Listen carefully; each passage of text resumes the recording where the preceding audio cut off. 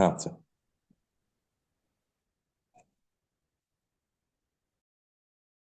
Audio on ಇಲ್ರಿ. ಹಾ, ಕೇಳಿಸ್ತದ ಈಗ? ಕೇಳಿಸ್ತದ ನನ್ನ ಮಾತು? ಹಲೋ. ಕೇಳಿಸ್ತದೆ. Okay okay. ಇದು ರೀಸೆಂಟ್ ಆಗಿ ನಾನು ಇದು ಭೋಜನ ರಸಭಾಗ ಸಂಧಿದಲ್ಲಿ ಒಂದ್ 2 ಪದ್ಯ ಅದನ್ನ ಪ್ರಿಪೇರ್ ಮಾಡಿದ್ದೆ. ಇದರಲ್ಲಿ ಬೇಸಿಕಲಿ ಎದಕ್ಕೆ ಇದು ಅಂತಂದ್ರೆ, ಭೋಜನ ನಾವು ತಿನ್ನುವಂತ ಒಂದು ಆಹಾರದ ನಮ್ಮಲ್ಲಿ ಹೆಂಗ್ ಇಂಪ್ಯಾಕ್ಟ್ ಆಗತ್ತ, ಅದಕ್ಕೆ ಆ ಭೋಜನದಲ್ಲಿ ಇರುವಂತ ರಸ ವಿಭಾಗ ಮಾಡಿ ನಮಗೆ ಜಗನ್ನಾಥ ದಾಸರು ಇಲ್ಲಿ ಹೇಳ್ಕೊಟ್ಟಿದ್ದಾರೆ. ಅದ್ರಲ್ಲಿ ಒಂದ್ 2 ಪದ್ಯಗಳು ಯಾವ ತರ ಅಂದ್ರೆ, ಫಸ್ಟ್ ನಮಗೆಲ್ಲ ಗೊತ್ತು ಈ ಭೋಜನ ರಸಭಾಗ ಸಂಧಿದಲ್ಲಿ ಫಸ್ಟ್ ಏನಂತಾರೆ, ಅನ್ನಮಯ ಕೋಶ, ಪ್ರಾಣಮಯ ಕೋಶ, ಇವೆಲ್ಲ ನಮ್ಮ ದೇಹದಲ್ಲಿ ಒಂದು ಚೀಲ ತರ, ಒಂದು ಚೀಲದಲ್ಲಿ ಅನ್ನಮಯ, ಪ್ರಾಣಮಯ, ಮತ್ತೆ ಮನೋಮಯ, ವಿಜ್ಞಾನಮಯ, ಆನಂದಮಯ ಅಂತ ಈ 5 ಕೋಶಗಳಿರುತ್ತ. ಆ 5 ಕೋಶಗಳಲ್ಲಿ ನಮಗ್ ಗೊತ್ತಿದ್ದಂಗೆ 4 ದೇಹಗಳಿರುತ್ತಲ್ವಾ. ಸೊ ಈ ಸ್ಥೂಲ ದೇಹಕ್ಕೆ ನಮಗೆ ಉಪಚಯ ಕೊಡುತ್ತ, ನಾವು ತಿನ್ನುವಂತ ಒಂದ್ ಅನ್ನ. ಅದು 3 ಕೆಲಸ ಮಾಡುತ್ತ. ಒಂದು, ನಾವು ಆ ಅನ್ನ ತಿಂದ ತಕ್ಷಣ ನಮಗೆ ಈ ಇಂದ್ರಿಯಗಳಿಗೆ, ನಮ್ಮ ಕರ್ಣಗಳಿಗೆಲ್ಲ ಆನಂದ ಕೊಡುತ್ತ. ಕಣ್ಣಿಂದ ನೋಡಿದ್ದಾಗ, ಆಮೇಲೆ ಮೂಗಿಂದ ಅದರದ್ದು ವಾಸನೆ ಬಂದಿದ್ದಾಗ ನಮಗ ಭಾಳ ಚಲೋ ಅನ್ನಿಸ್ತದ, ನಾಲ್ಗೆಯಿಂದ ನಮ್ಗೆ ರುಚಿ ನೋಡಿದ್ದಾಗ. ಸೊ ಹಂಗೆ ನಮಗೆ ಇಂದ್ರಿಯಗಳಿಗೆ ಆನಂದ, ಸುಖ ಕೊಡ್ತಾನ ದೇವರು. ಆ ಇಂದ್ರಿಯಾಭಿಮಾನಿ ದೇವತೆಗಳಿಗೆ ಅವರ ಆತ್ಮ ಪ್ರದರ್ಶನ ಸುಖ ಅದು ಕೊಡ್ತಾರೆ. ಮತ್ತೆ ಒಂದು ಬಾಡಿಗೆ, ಸ್ಥೂಲ ದೇಹಕ್ಕೆ ಉಪಚಯ. ತಿಂದ ತಕ್ಷಣ ನಾವು ತಿಂದಿದ್ದಾಗ ಬಲವಾಗಿರ್ತೀವಿ. ಅದೇ ತಿನ್ಲಿಲ್ಲ ಅಂತಂದ್ರೆ ಸ್ವಲ್ಪ ಬಲ ಇರಲ್ಲ. ಏಕಾದಶಿ ದಿನ ನಾವು ಸ್ವಲ್ಪ ಹೊರಗಿರ್ತೀವ, ಹಂಗೆ ಬಲ ಕೊಡ್ತಾನೆ ಒಂದೊಂದು ತುತ್ತಿಗೆ. ಮತ್ತೆ 3ನೇದು ಬಂದು ನಮ್ಗೆ ಈ ಬಾಡಿ ಪಾರ್ಟ್ಸ್ಗೆಲ್ಲದಕ್ಕ ಸರಿ ಸಮಾನವಾಗಿ ಅದು ಹಂಚುತ್ತಾನೆ. ಅದನ್ನ ನಮ್ಗೆ ನಮ್ಮ ಒಂದು ಬ್ಲಡ್ ವೆಸಲ್ಸ್ ಆಗ್ಲಿ, ನಮ್ಗೆ ಈ ಧಾತುಗಳಿಗೆ, ಆದ್ಮೇಲೆ ಎನರ್ಜಿ ಚಾನೆಲ್ಸ್ ಅಂತ ನಾವೇನಂತೀವೋ, ಈ 72,000 ನಾಡಿಗಳು, ಆ ನಾಡಿಗಳಲ್ಲಿ ಕೋಣದಲ್ಲಿ ಅದು ಹೋಗಿ ಅದರಿಂದ ಮಾಡುವಂತ ಒಂದು ಕಾರ್ಯಗಳು.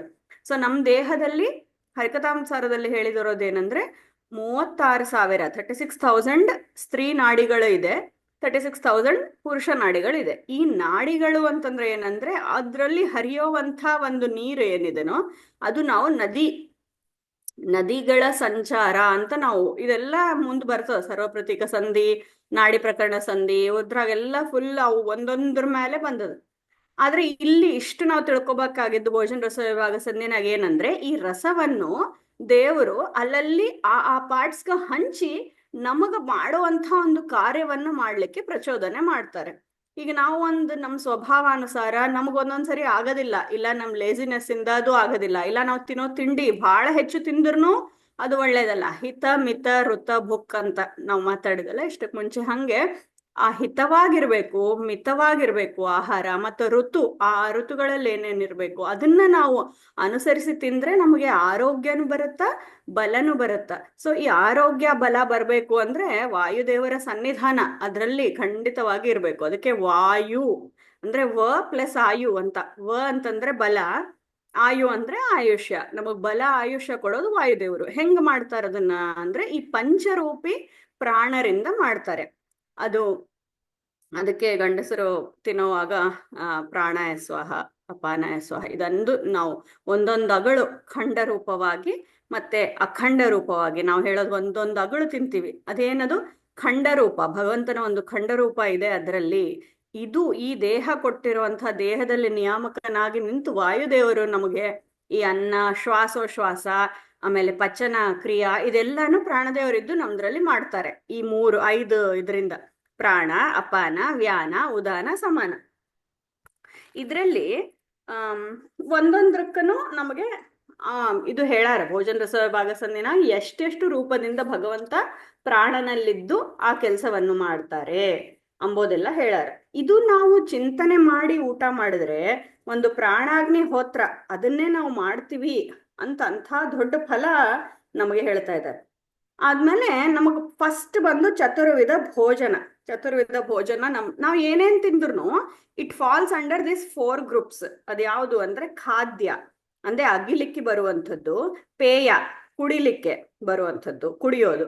ಲೇಹ್ಯ ಅಂದ್ರೆ ನೆಕ್ಕಲು ಯೋಗ್ಯ ಚಟ್ನಿಗಳು, ಪಿಕ್ಕಲ್ ಇಂಥವೆಲ್ಲ. ಮತ್ತೆ ಚೋಷ್ಯ ಅಂತ ನಾಲಿಗೆ ಹೊರಳಿ ತಿನ್ನುವಂತ ಆಹಾರಗಳು, ಹಲ್ವಾ ಇವೆಲ್ಲ. ಇದ್ರಲ್ಲಿ ಈ ಚತುರ್ವಿಧ ಭೋಜನ ಪದಾರ್ಥಗಳು, ಇದನ್ನೇ ಭಗವದ್ಗೀತಾದಲ್ಲಿ ಶ್ರೀಕೃಷ್ಣ ಹೇಳ್ತಾರೆ.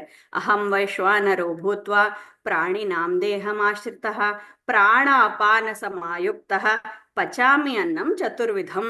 ಈ 4 ವಿಧವಾದ ಅನ್ನ, 4 ವಿಧವಾದ ಭೋಜ್ಯ ಪದಾರ್ಥಗಳು, ಖಾದ್ಯ, ಪೇಯ, ಲೇಹ್ಯ, ಚೋಷ್ಯ, ಪ್ರತಿಯೊಂದು ಪ್ರಾಣಿಗಳಲ್ಲಿದ್ದು ಅಹಂ ವೈಶ್ವಾನರೋ, ನಾನು ಅದನ್ನು ಜೀರ್ಣ ಮಾಡ್ತೀನಿ ಅಂತ ಹೇಳ್ತಾರೆ. ಅಹಂ ವೈಶ್ವಾನರೋ ಭೂತ್ವ ಪ್ರಾಣಿನಾಂ ದೇಹ ಪ್ರಾಣಾಪಾನ ಸಮಾಯುಕ್ತ. ಈ ಪ್ರಾಣ ಅಪಾನ ಇವ್ರನಲ್ಲಿ ಇದ್ದು ನಾನು ಇದನ್ನ ಮಾಡ್ತೀನಿ. ಅದೇ ಅಲ್ಲದೆ ಲಿಂಗದೇಹ ಷೋಡಶಾತ್ಮಕ, ಈ ಷೋಡಶಾತ್ಮಕ ರಸ ವಿಭಾಗ ಮಾಡ್ತಾರೆ. ಈ ನಮಗ್ ಗೊತ್ತಿರೋ 6 ರಸಗಳು ಅಲ್ವಾ, ಕಟು, ಲವಣ, ತೀಕ್ಷ್ಣ, ಇವೆಲ್ಲ 6 ರಸಗಳು, ಷಡ್ರಸಗಳು ಅಂತ ನಮಗ್ ಗೊತ್ತು. ಅದ್ರಲ್ಲಿ ಮತ್ತ ಈ 6 ರಸದಲ್ಲಿನೂ ಮತ್ತೆ ಸತ್ವ, ರಜಸ್ಸು, ತಮಸ್ಸು ಈ ಭೇದ ಉಂಟು ಅದರಲ್ಲಿ. ಈಗ ನಾವು ಬಹಳ ಖಾರ ಇರುವಂತಹ ಒಂದು ಸಾರು ತಿಂದಿವಂದ್ರೆ ಅದು ಒಂದು ಸ್ವಲ್ಪ ರಾಜಸಿಕ ಸ್ವಭಾವವನ್ನು ನಮ್ದ್ರಲ್ಲಿ, ಕೋಪ, ದ್ವೇಷ ಇದೆಲ್ಲ ಬರುತ್ತೆ. ಸೊ ಅದಕ್ಕೆ ಈ 6 ರಸಗಳು, 4 ವಿಧ ಭೋಜನ ಪದಾರ್ಥಗಳು, 6 ರಸಗಳು, ಮಧುರ, ತಿಕ್ತ, ಲವಣ, ಕಟು, ಆಮ್ಲ, ಕಷಾಯ, ಈ 6 ವಿಧ ರಸಗಳು. 6 ವಿಧ ರಸದಲ್ಲಿ ಸತ್ವ, ರಾಜಸಿಕ, ತಮಸಿಕ ಅಂತ 3 ವಿಭಾಗ ಮಾಡ್ತಾರೆ. ಅದೇ ಸಾರ, ಅಸಾರ, ನೀತ, ಅನೀತ, ಖಂಡ, ಅಖಂಡ, ಒಂದು ಅಗಳಿನಲ್ಲಿ ಒಂದು ತುತ್ತಿನಲ್ಲಿ.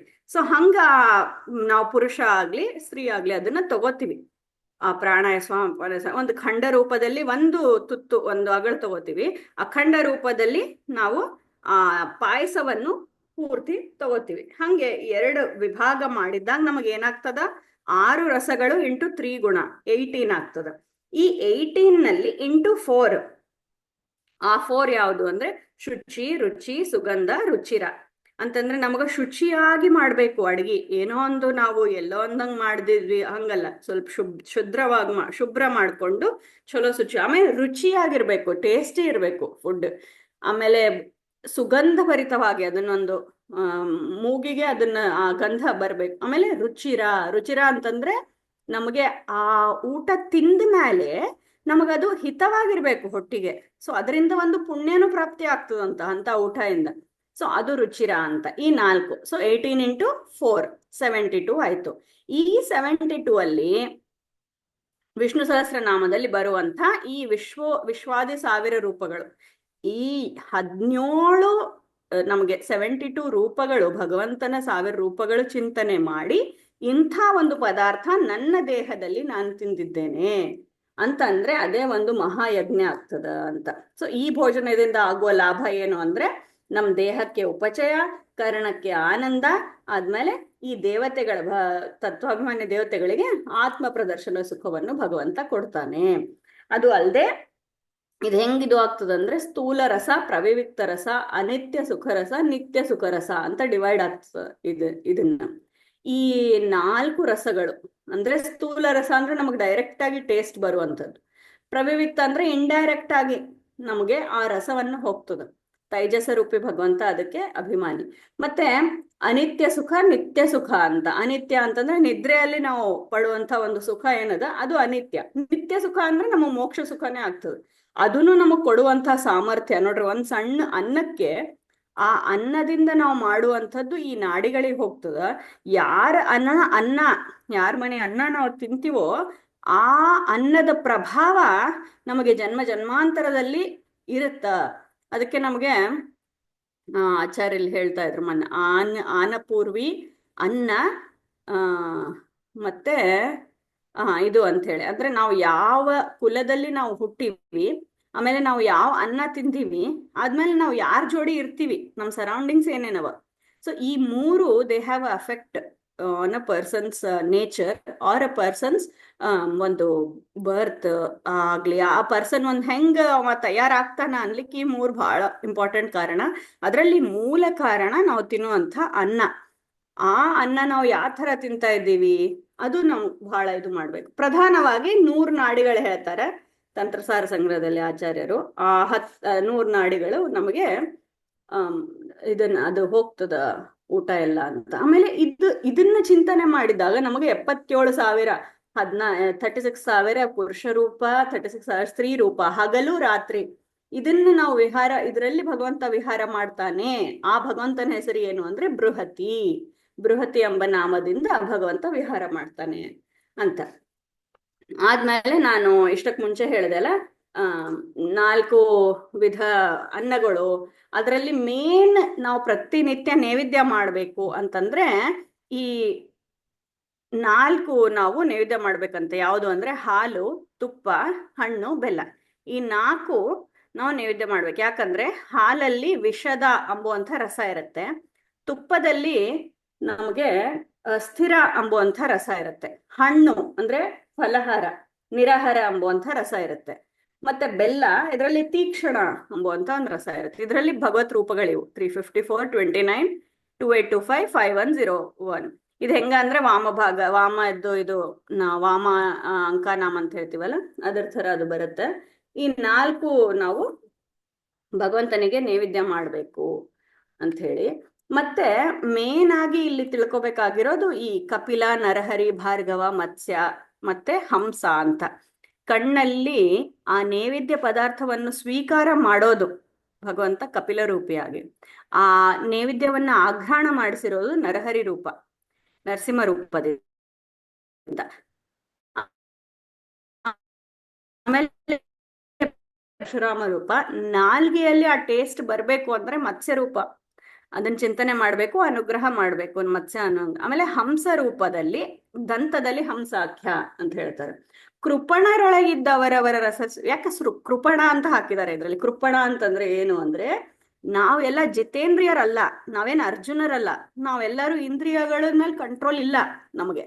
ಅದಕ್ಕೆ ಈ ಇಂದ್ರಿಯ ಮೇಲೆ ಕಂಟ್ರೋಲ್ ಇರ್ಲಾರ್ದವರಿಗೆ ಈ ಒಂದು ಇಂಥ ಒಂದು ಅವರವರ ರಸ ಸ್ವೀಕಾರ ಮಾಡಿ ಭಗವಂತ ಕೊಡ್ತಾನೆ ಅಂತ ಇಲ್ಲಿ ಹೇಳ್ತಾ ಇದ್ದಾರೆ. ಸೊ ಅದಕ್ಕೆ ಇದು ನಾವು ಮಾಡ್ಕೋತ ಹೋಗಿದ್ದಾಗ ನಮಗ್ನು ಆ ಇಂದ್ರಿಯಗಳ ಕಂಟ್ರೋಲ್ ಬರ್ತದ. ಯಾವಾಗ ನಾವು ಈ ಭಗವಂತನ ಸ್ಮರಣೆ ಮಾಡ್ತೀವೋ, ಕಪಿಲ, ನರಹರಿ, ಭಾರ್ಗವ, ಮತ್ಸ್ಯ, ಹಂಸ. ಆಮೇಲೆ ಗಾಯತ್ರಿ ಪ್ರತಿಪಾದ್ಯ. ನಾವು ಯಾವಾಗ್ನು ನೈವೇದ್ಯ ಮಾಡೋವಾಗ್ನು ಅಷ್ಟೇ, ಆಮೇಲೆ ಊಟ ಮಾಡೋವಾಗ್ನು ಗಾಯತ್ರಿ ಮಂತ್ರದ ಜಪ ಮಾಡ್ಬೇಕು ಅಂತ ನಾನು ಎಲ್ಲೋ ಒಂದು ಪುಸ್ತಕದಲ್ಲಿ ಓದಿದ್ದೆ. ಈ ಊಟ ಮಾಡೋವಾಗ ಯಾರನ್ನ ಬೇರೆಯವ್ರ ಕೈ ಹತ್ತಿತು ಇಲ್ಲ ಭುಜ ನಾವು ಟಚ್ ಆಯ್ತು ಅಂದ್ರೆ 100 ಗಾಯತ್ರಿ ಜಪ ಮಾಡ್ಬೇಕಂತ ಗಂಡಸರು. ಅದಕ್ಕೆ ಒಬ್ರಿಗೊಬ್ರು ಮುಟ್ಟಬಾರ್ದು, ಯಾಕಂದ್ರೆ ಅದೊಂದು ಹೋಮ, ನಾವು ಮಾಡುವಂಥದ್ದು ಒಂದು ದೊಡ್ಡ ಹೋಮ. ಅದಕ್ಕೆ ಆ ಗಾಯತ್ರಿ ಪ್ರತಿಪಾದ್ಯ ಆ ಭಗವಂತ ಹಯಗ್ರೀವ ರೂಪಿ ಭಗವಂತ ವಾಚ್ಯದೊಳು ಯಾರು ಹೊಗಳ್ತಾರಲ್ಲ ಊಟದ ಪದಾರ್ಥ, ಇದು ಬಹಳ ಚಲೋ ಆಗ್ಯದ, ಅವರಲ್ಲಿದ್ದು ಹಯಗ್ರೀವ ರೂಪಿ ಭಗವಂತ ಹೊಗಳಿಸ್ತಾನಂತ. ಅಂತ ತಗೊಂಡು ಸುಖಪೂರ್ಣಮಯ ಭಗವಂತ ಅಂತ ಹೇಳ್ತಾರೆ. ಮತ್ತೆ ನಾನು ಪ್ರಾಣ, ಅಪಾನ, ವ್ಯಾನ, ಉದಾನ ಅದು ಹೇಳಿದ್ದೆ ಅಲ್ಲ, ಅದರಲ್ಲಿ ಈ ಕೋಶಗಳಿಗೆ ನಮಗೆ ಅನ್ನಮಯ, ಪ್ರಾಣಮಯ, ಮನೋಮಯ, ವಿಜ್ಞಾನಮಯ ಅಂತ ಹೇಳಿ ಒಂದೊಂದು ರಸ. ಅಂದ್ರೆ ಪೃಥ್ವಿ, ಆಪ್ ಅದು ಅನ್ನಮಯ ಕೋಶ, ಮತ್ತೆ ತೇಜ, ವಾಯು, ಆಕಾಶ ಇದಿರೋದು ಪ್ರಾಣಮಯ ಕೋಶ, ಮತ್ತೆ ಮನಸ್ಸು, ಅಹಂಕಾರ ಇದನ್ನ ಒಂದು ಪ್ರಚೋದನೆ ಮಾಡುವ ತತ್ವದ್ದು ಮನೋಮಯ ಕೋಶ. ಆಮೇಲೆ ಮಹತ್ತತ್ವದ್ದು ವಿಜ್ಞಾನಮಯ ಕೋಶ, ಅವ್ಯಕ್ತ ತತ್ವ ಆನಂದಮಯ ಕೋಶ. ಅದಕ್ಕೆ ನಮಗ್ ಚಿತ್ತದಲ್ಲಿ ಆನಂದ ಸುಖವ ನೀವಳು ರಮಾ ಅಂತ ಹೇಳ್ತಾರಲ್ಲ ಆ ಥರ. ಅದರಲ್ಲಿ ಈ ಪ್ರಾಣ, ಪಂಚಪ್ರಾಣ ರೂಪಿ ಭಗವಂತಂದೇನು ಅಂದ್ರೆ, ಪ್ರಾಣ ಬಂದು ಶ್ವಾಸೋಚ್ಛ್ವಾಸಕ್ಕೆ ನಮಗೆ ನಿಯಾಮಕನಾಗ್ತಾರೆ. ಅಪಾನ ಬಂದು ನಾವು ತಿಂದಿರೋಂಥ ಆಹಾರ ಎಲ್ಲ ವಿಸರ್ಜನೆ, ಮಲಮೂತ್ರದಿಂದ ವಿಸರ್ಜನೆ ಆಗ್ತದೆ, ಅದು ಹೊರಗೆ ಹಾಕ್ತಾನೆ. ಮತ್ತೆ ವ್ಯಾನ ಎಲ್ಲಾ ಕಡೆ ಸಂಚಾರ ಮಾಡಿಸ್ತಾರೆ ಅದನ್ನ.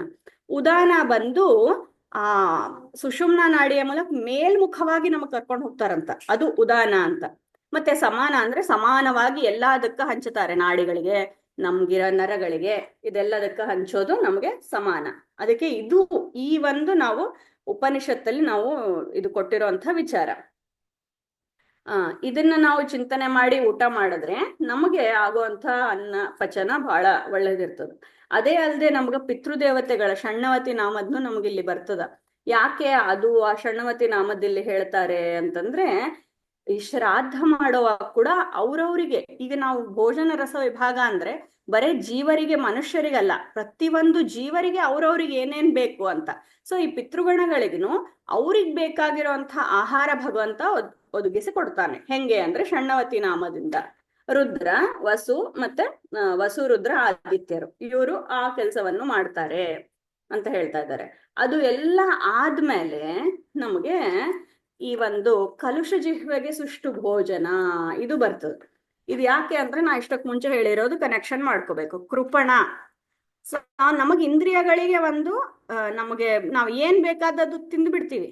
ಆ ತಿನ್ನೋದ್ರಲಿಂದ ಆಗುವಂತ ಎಫೆಕ್ಟ್ ಏನು ಅಂತ ಇಲ್ಲಿ ಹೇಳ್ತಾ ಇದ್ದಾರೆ. ಸೊ ಕಲುಷ ಜಿಹ್ವೆಗೆ ಸುಷ್ಟು ಭೋಜನ, ಜಲ ಮೊದಲು ವಿಷ ತೋರುವುದು, ನಿಷ್ಕಲುಷ ಜಿಹ್ವೆಗೆ ಸುರಸು ತೋರುವುದು ಎಲ್ಲ ಕಾಲದಲ್ಲಿ. ನಮಗೆ ಒಂದು ಜ್ವರ ಬಂದಿದ್ದಾಗ ನಮಗದು ಜಿಹ್ವೆ ಕಲಶ ಆಗತ್ತ, ನಮಗೆ ಏನು ಬೇಡ ಅಂತ ಅನ್ಸತ್ತ. ಅದೇ ನಮ್ ಜಿಹ್ವೆ ಚಲೋ ಅದ, ಏನದನ್ನ ಏನ್ ರೋಗ ಅದೇನ್ ಬಂದಿಲ್ಲ ಅಂದ್ರೆ ನಮಗ ಆ ಭೋಜನ ಪದಾರ್ಥದಲ್ಲಿ ಏನು ದೋಷ ಇಲ್ಲ, ನಮ್ ಬಾಯಿಗೆ ಅದು ರುಚಿ ಆಗ್ತಾ ಇಲ್ಲ ಆ ಭೋಜನವನ್ನು. ಅದು ನಾವು ಭಗವಂತನಿಗೆ ಸಮರ್ಪಣೆ ಹೆಂಗ್ ಮಾಡ್ಬೇಕು ಅಂತಂದ್ರೆ ಹೇಳ್ತಾ ಇದ್ದಾರೆ, ಸುಲಲಿತಾಂಗಗೆ ಸಕಲ ರಸ ಮಂಗಳವೆನಿಸುವುದು. ನೀವು ಯೋಚನೆ ಮಾಡೋಷ್ಟೇ ಇಲ್ಲ, ಯಾಕಂದ್ರೆ ಭಗವಂತ ಒಂದು ಸುಲಲಿತಾಂಗ, ಭಗವಂತನಿಗೆ ಒಂದು ಇದು ಅಂತ ಇಲ್ಲ. ನಮಗ್ ಹೆಂಗೆ ಕಲುಷ ಜಿಹ್ವೆ ಅದನೋ ಭಗವಂತನಿಗೆ ಆ ಥರ ಇಲ್ಲ. ಅದಕ್ಕೆ ಆತಗ ಸಮರ್ಪಣೆ ಮಾಡೋದಕ್ಕೆ ನೀವು ಏನು ಹೆದರ್ಬೇಡ್ರಿ, ಯಾಕಂದ್ರೆ ನಾವು ಕೃಪಣರು ಅಂತ ನಾವು ಒಪ್ಕೊಂಡಿದ್ದೀವಿ ನಾವು ಮೊದ್ಲೇ. ಅದಕ್ಕೆ ಈ ದೋಷಯುಕ್ತವಾಗಿ ಇರುವಂಥದ್ದು ಭಗವಂತನಿಗೆ ನಾವು ಅರ್ಪಣೆ ಮಾಡ್ಲಿಕ್ಕೆ ಆಗಲ್ಲ. ಅಂದ್ರೆ ಏನು, ನಾವು ಸಾತ್ವಿಕವಾಗಿ ಮಾಡಿದ್ರೂ ಇಷ್ಟು ಶುಚಿ ರುಚಿ ಇವೆಲ್ಲ ಇರೋ ಒಂದು ಸಂಭಾವನೆ ಇರಂಗಿಲ್ಲ. ಅಂತ ಸಮಯನಾಗ ನೀವ್ ಏನ್ ಮಾಡ್ಬೇಕು ಅಂತ ಹೇಳ್ತಾ ಇದ್ದಾರೆ. ಸೊ ಯಾವ ಪದಾರ್ಥವನ್ನು ನಾವು ಭಕ್ತಿಯಿಂದ ಕೊಟ್ರೆ ಅದು ಆ ಶುಭತ್ವ, ಅಂದ್ರೆ ಹಂಗಂತ ನಿಷಿದ್ಧ ಪದಾರ್ಥಗಳು ಕೊಡ್ತೀವಿ ಅಂತ ಅನ್ನೋ ಚಾನ್ಸ್ ಇಲ್ಲ. ಯಾಕೆ ಅಂದ್ರೆ ವೇದಗಳಲ್ಲಿ ನಿಷಿದ್ಧವಾಗಿರೋದು ಮಾಡಬಾರ್ದು ಅಂತ ಹೇಳ್ಯಾರ. ಅದಕ್ಕೆ ಇರುವಂತ ಒಂದು ಪದಾರ್ಥಗಳಲ್ಲೇ ನಮಗೆ ಮಡಿ ಆಚಾರ ಕಂಪ್ಲೀಟ್ ಆಗಿ ಆಗಲ್ಲ ಆದ ಕಡೆಯಿಂದ ಆ ವಿಷಯ ಇಲ್ಲಿ ಹೇಳ್ತಾ ಇದ್ದಾರೆ. ಮತ್ತೆ ಈ ಒಂದು ರಾಮಮೂರ್ತದಾಸರ ಹಾಡನು ಇದ್ರಲ್ಲಿ ಬರ್ತದ, ಜಗತ್ ಕಲ್ಯಾಣಕ್ಕೆ ವಿಷ ಪ್ರಾಶನ ಮಾಡಿದಿ ಅಂತ ಹೇಳಿ. ಆ ರುದ್ರದೇವರು ಆ ವಿಷವನ್ನು ಪ್ರಾಶನೆ ಮಾಡ್ತಾರೆ. ಎದಕ್ಕೆ ಅಂದ್ರೆ ಆ ಜಗತ್ ಕಲ್ಯಾಣಕ್ಕೋಸ್ಕರ. ಅದೇ ತರ ನಾವು ತಂದೆ ತಾಯಿಗಳು ಅದನ್ನ ಮಕ್ಕಳಿಗೆ ಕೊಡುವಾಗ ಆ ಆ ಒಂದು ಈ ಈ ಈ ಒಂದು ಮಂಗಳಕರವಾದ ಇದನ್ನ ಯಾಕೆ ಇಲ್ಲಿ ಹೇಳ್ತಾರೆ ಅಂದ್ರೆ, ಅನ್ನಮಯ ಕೈಕೊಳ್ಳದೆ ಬಿಡುವನೆ ಪೂತನೆಯ ವಿಷ ಮೊಲೆಯನುಂಡವನು. ಪೂತನಿ ವಿಷವನ್ನ ಕೊಟ್ಲು ಆ ಒಂದು ಕೂಸ್ಗಳಿಗೆ, ಎಲ್ಲಾ ಕೂಸ್ಗಳಿಗೆ ಸಾಯಿಸ್ತಾ ಇದ್ಲು. ಅದ್ ಕಡೆಯಿಂದ ಕೃಷ್ಣ ಏನ್ ಮಾಡ್ದ ಅಂದ್ರೆ, ನಾನು ಈ ವಿಷವನ್ನ ಕುಡಿತೀನಿ ಅಂತ ಹೇಳಿ ಜಗತ್ ಕಲ್ಯಾಣಕ್ಕೋಸ್ಕರ, ಇನ್ನ ಯಾವ ಮಕ್ಕಳನ್ನು ಸಾಯಬಾರ್ದು ಅಂತ ಹೇಳಿ. ಅದರಲ್ಲಿ ಆ ಪೂತನೆಯಲ್ಲಿ ಇಬ್ರು ಇರ್ತಾರೆ, ಒಬ್ಬಕ್ಕೆ ಬಂದು ಊರ್ವಶಿ, ಇನ್ನೊಂದು ಬಂದು ತಾಟಕಿ ಅಂತ ನಾವು ರಾಮಾಯಣದಲ್ಲಿ ಕೇಳುವಂಥದ್ದು.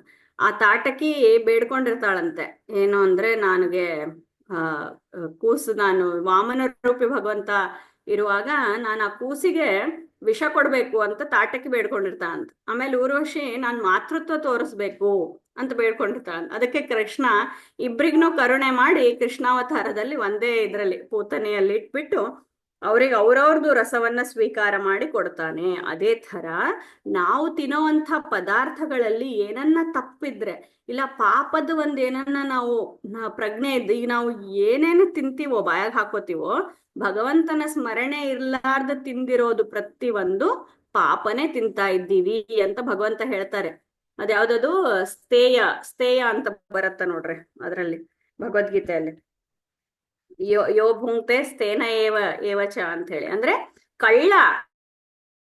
ಕಳ್ಳತನ ಮಾಡಿ ನೀ ತಿಂತಾ ಇದ್ದಿ ಅನ್ನ, ಯಾಕಂದ್ರೆ ಇದು ನಾ ಕೊಟ್ಟಿದ್ದು, ಭಗವಂತ ಹರಿ ಕೊಟ್ಟಿದ್ದು. ಗೋವಿಂದ ಗೋವಿಂದ ಗೋವಿಂದ ಅನ್ಕೊಂತಾನೆ ನಾವು ತಿನ್ಬೇಕು, ಕವಳೆ ಕವಳೆ ಗೋವಿಂದ ಅಂತ ಹೇಳ್ತಾರಲ್ಲ, ಹಂಗೆ ನಾವು ಅದನ್ನ ಸ್ಮರಣೆ ಮಾಡ್ಲಾರ್ದ ಹಂಗ್ ತಿಂದ್ರೆ ನಮ್ಗ ಆ ಪೂತನೆ ವಿಷ ಕೊಟ್ಟಿರೋಂಥದ್ದು ಕೆಲ್ಸ ಆಗ್ತದೆ. ಅದೇ ನಾವು ಸ್ಮರಣೆ ಮಾಡಿ ತಿಂದ್ರೆ ಊರ್ವಶಿ ನಮ್ಗೆ ಮಾತೃತ್ವವನ್ನು ಉಣಿಸಿರುವಂತ ಒಂದು ಫಲ ಸಿಗ್ತದೆ. ಅದಕ್ಕೆ ನಾವು ಡಿಸೈಡ್ ಮಾಡ್ಬೇಕು, ನಾವು ನರಕಕ್ಕೆ ಹೋಗ್ಬೇಕಾ ಇಲ್ಲ ಊರ್ವಶಿ ತರನ ಸ್ವರ್ಗಕ್ಕೆ ಹೋಗ್ಬೇಕಾ. ಅದು ಆಗ್ಬೇಕಂದ್ರೆ ಭಗವಂತನ ಸ್ಮರಣೆ ಅಲ್ಲಿ ಬಹಳ ಬಹಳ ಇಂಪಾರ್ಟೆಂಟು ಅಂತ ಹೇಳ್ತಾರೆ. ಆದ್ಮೇಲೆ ಇದು ನೆಕ್ಸ್ಟ್ ಒನ್, ಪೇಳಲೇನು ಸಮೀರ ದೇವನು ಕಾಲಕೂಟವನುಂಡು. ಸರಿ, ಹಂಗಾದ್ರೆ ಈ ಭಗವಂತನಿಗೆ ವಿಷ ಕೊಟ್ಟಿರೋ ಪೂತನಿಗೆ ಭಗವಂತನಿಗೆ ಏನೇನ ಆಯ್ತಾ? ಇಲ್ಲ. ಯಾಕಂದ್ರೆ ನಾವು ಅಗ್ನಿಯಲ್ಲಿ ಏನು ಹಾಕ್ತಿವೋ ಅದೆಲ್ಲ ಸುಟ್ಟು ಬಿಡುತ್ತ ಅಗ್ನಿ. ಅದೇ ತರ ಭಗವಂತನಿಗೆ ಏನಾಗಿಲ್ಲ. ಭಗವಂತನಿಗೆ ಏನಾಗಿಲ್ಲ ಅಂತ ನಿಮಗ್ ನಂಬಿಕೆ ಆಗ್ತಾ ಇಲ್ಲಲ್ಲ, ಭಗವಂತನ ಭಕ್ತರಿಗೇನು ಆಗಿಲ್ಲ ಅಂತ ಇದ್ರಲ್ಲಿ ಹೇಳ್ತಾ ಇದ್ದಾರೆ. ಭಗವಂತನ ಭಕ್ತರು ಯಾರು? ರುದ್ರದೇವರು ವಿಷ ಕುಡಿದ್ರು, ವಿಷ ಕುಡ್ದಿದ್ದಾಗ ಆ ರುದ್ರದೇವರಿಗೆ ಏನನ್ನ ಆಯ್ತಾ? ಹೌದು, ಮೂರ್ಛೆ ಹೋದ್ರು ಮೊದ್ಲ ಅವರು. ವಾಯುದೇವರು ಆ ಮಥನ ಮಾಡಿ ಕೊಡ್ತಾರೆ ವಿಷವನ್ನ. ಸ್ವಲ್ಪ ಮಥನ ಮಾಡಿ ಕೊಟ್ಟಿದ್ರು, ಆ ಡೈಲ್ಯೂಟ್ ಮಾಡಿ ಕೊಟ್ಟಿದ್ರು ರುದ್ರದೇವರಿಗೆ ಜೀರ್ಣ ಮಾಡ್ಲಿಕ್ಕೆ ಆಗೋದಿಲ್ಲ. ಆದ್ರೆ ರುದ್ರದೇವರ ಸ್ವಭಾವ, ಅವ್ರ ಮನಸ್ಸು ಏನಿತ್ತು, ಅಯ್ಯೋ ನಾನು ಕಲ್ಯಾಣ ಮಾಡ್ಬೇಕು ಜಗತ್ತಿಗೆ, ಇದರಿಂದ ಬಹಳ ಜನಕ್ಕ ಒಂದು ವಿಪರೀತವಾಗಿ ಇದು ಆಗ್ತದ, ಕಷ್ಟ ಆಗ್ತದ. ಅದಕ್ಕೆ ಅವ್ರು ಮುಂದ್ ಬಂದ್ರು. ಆದ್ರೆ ಅವ್ರ ಯೋಗ್ಯತೆ ಅಷ್ಟಿದ್ದಿಲ್ಲ, ಪೂರ್ತಿ ಜೀರ್ಣಿಸ್ಕೊಳ್ಳೋ ಅಂತ ಯೋಗ್ಯತೆ ಇದ್ದಿಲ್ಲ. ಅದಕ್ಕೆ ವಾಯುದೇವರು ಅವ್ರ ಸಹಾಯ ಮಾಡಿ ಮತ್ತ ಮೂರ್ಛಿತರಾದ ರುದ್ರದೇವರಿಗೆ ಅವರು ಪುನರ್ ಇದು ಕೊಟ್ಟು, ಶಕ್ತಿ ಕೊಟ್ಟು ಅವರು ಆ ವಿಷವನ್ನೆಲ್ಲ ಕುಡಿದ್ರು. ಆ ವಿಷ ಕುಡ್ದಿದ್ದಕ್ಕೆ ಭಗವಂತನಿಗೆ, ವಾಯುದೇವರಿಗೆ ಅಮೃತ, ತದ್ದಾಸನೋರ್ವನು ಅಮೃತ ನೆನೆಸಿದನು. ಆ ಶ್ರೀಹರಿಯ ಪರಮ ಭಕ್ತ ಜೀವೋತ್ತಮನಾದ ವಾಯುದೇವರು ಅವರಿಗೆ ಅಮೃತ ಅಂತ ಹೆಸರು ಬಂತಂತ. ಆಮೇಲೆ ರುದ್ರದೇವರಿಗೆ ನೀಲಕಂಠ ಅಂತ ಹೆಸರು ಬಂತು. ಹಂಗೆ ಶ್ರೀಲಕುಮಿ ವಲ್ಲಭನು ಶುಭಾಶುಭ ಜಾಲ ಕರ್ಮಗಳ ಉಂಬನು ಉಪಚಯದ ಏಳಿಗೆಗಳು ಇವಾಗಿಲ್ಲ ಎಂದೆಂದು ಸ್ವರಸಗಳ ಬಿಟ್ಟು. ನಮ್ ಥರ ನಾವು ಊಟ ಮಾಡಿದ್ರೆ ನಾವು ಬಲವಾಗ್ತೀವಿ, ಊಟ ಇರ್ಲಿಲ್ಲ ಅಂತಂದ್ರೆ ನಮಗ್ ಬಲ ಇರಲ್ಲ. ಆ ತರ ಉಪಚಯಗಳು ಭಗವಂತನಿಗೆ ಏಳಿಗೆಗಳಿಲ್ಲ. ಉಪಚಯ ಆಗೋದು, ದೊಡ್ಡದಾಗೋದು, ಇಲ್ಲ ಏಳಿಗೆ ಕಡಿಮೆ ಆಗೋದು, ಹ್ರಾಸ ಆಗೋದು, ವೃದ್ಧಿ ಹ್ರಾಸ, ಇದೆಲ್ಲ ಭಗವಂತನಿಗಿಲ್ಲ. ಯಾಕೆ ಅಂದ್ರೆ ಭಗವಂತ ಸ್ವರಸ, ಸ್ವಾಖ್ಯರಸ ಭಗವಂತ ಉಂಟಾನೆ. ಅದಕ್ಕೆ ಇಂಥ ಇದರಲ್ಲಿ ನಾವು ಸ್ಮರಣೆ ಮಾಡ್ಬೋದು. ಸತ್ಯಬೋಧ ತೀರ್ಥರದು ಮತ್ತೆ ಈ ಕಥೆಗಳೆಲ್ಲಾನು ನಮಗ್ ಬರ್ತದ. ಯಾವ ಥರ ವ್ಯಾಸರಾಜರು ವಿಷವನ್ನ ಪಾನ ಮಾಡಿಸಿಕೊಂಡು, ಮತ್ತೆ ಭೀಮಸೇನ್ ದೇವ್ರಿಗ್ನು ದುರ್ಯೋಧನ ವಿಷವನ್ನ ಕೊಡ್ತಾನ ಪಾಯಸನಾಗಿದು ಮಾಡಿ. ಆದ್ರೆ ಏನಾಯ್ತು? ಏನೂ ಆಗಿಲ್ಲ. ಇನ್ನ ಡಬಲ್ ಪವರ್ಲಿಂದ ಬಂದ್ರವ್ರು ಮೇಲಕ್ಕೆ ಭೀಮಸೇನ್ ದೇವರು.